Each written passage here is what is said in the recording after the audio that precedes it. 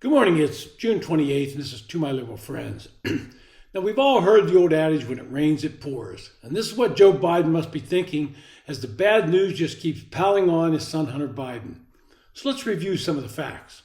Hunter Biden has struggled with drug addiction, and blaming it on his brother's death is not wash because he was discharged from the Navy Reserve for failing a drug test before his brother died. This drug use is on him and nobody else. He's been a failure in his legal career and was fired from a law firm. And that led Hunter to realize he could copy his uncles and trade off his father's name and make a lot of money. We learned that while his father was the vice president, Hunter got appointed to the board of Ukrainian energy company Burisma, despite the fact that he knows nothing about energy and does not even speak Russian. But he gets an enormous salary for sitting on the board, and you have to ask, what does he bring to the board other than being able to lean on his father for help? Suddenly, Joe Biden demands Ukrainian President Petro Poroshenko fire its top prosecutor, who is beginning an investigation of Burisma, the very company Hunter sits on the board of. In his own words, with the camera rolling, Biden described what he had done. Quote, "I said, you're not getting the billion. I'm going to be leaving here, I think, in about 6 hours. I looked at them and I said, I'm leaving in 6 hours. If the prosecutor is not fired, you're not getting the money." And Biden recalls telling Poroshenko, well, son of a bitch, he got fired. And they put in place someone who was solid at the time.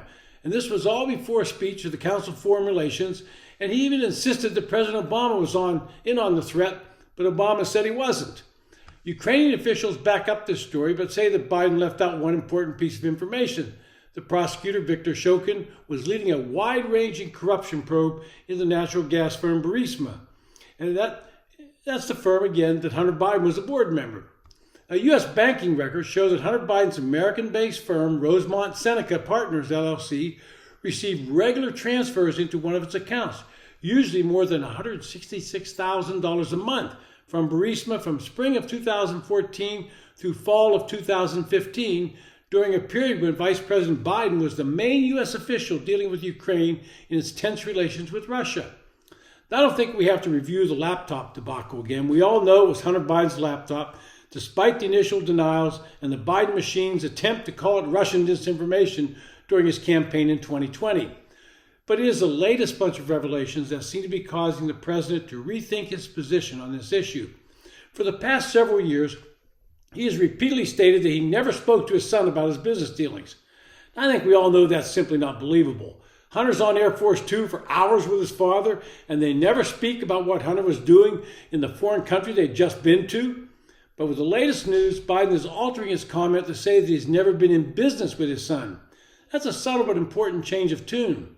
So what caused this change? Enter Congressman James Comer, the chairman of the House Oversight Committee. While the Democrats controlled this committee, there was no chance that they might investigate any of this. They were too busy trying to defend the Russian collusion theory that proved to be false. But Comer, the congressman from Kentucky, he's been aggressive in looking at Hunter Biden's business dealings and trying to determine if Joe Biden was involved or benefited from these foreign transactions. There has been evidence, but once Comer brought two IRS blowers into the investigation, more damning information has come forth. And this information comes from Hunter's penchant for using social media apps and electronic communication. It details Hunter's request of making Chinese firms for large amounts of money. Hunter Biden demanded $10 million from a Chinese business associate to, quote, further the interest, end quote, of his joint venture with a Chinese energy, saying that, and I love this, quote, Bidens are the best I know at doing exactly what the chairman of the Chinese Communist Party linked firm wanted. And that's according to a newly released WhatsApp message that the IRS got under a warrant and subpoenaed. There was another one that I had to laugh at. Quote, if the chairman doesn't value this relationship as being worth at least $5 million, then I'm just baffled, Hunter writes. I'm tired of this. I can make $5 million salary at any law firm in America. If you think this is about money, it's not, end quote. Hunter Biden couldn't make anywhere near that money from a U.S. law firm because he was not capable of doing any real legal work. And all of this follows some text messages between Hunter Biden business associates, Tony Bobulinski and James Gilliar, discussing the joint venture with CEFC, a Chinese energy company whose top officers are closely linked to the Chinese government.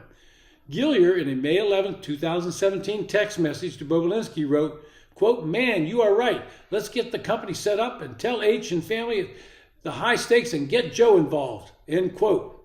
Shortly after that, CEFC wired $10 million and Hunter Biden asked Zhou Runlong, an employee at CEFC, to, quote, translate my letter to Chairman Yi.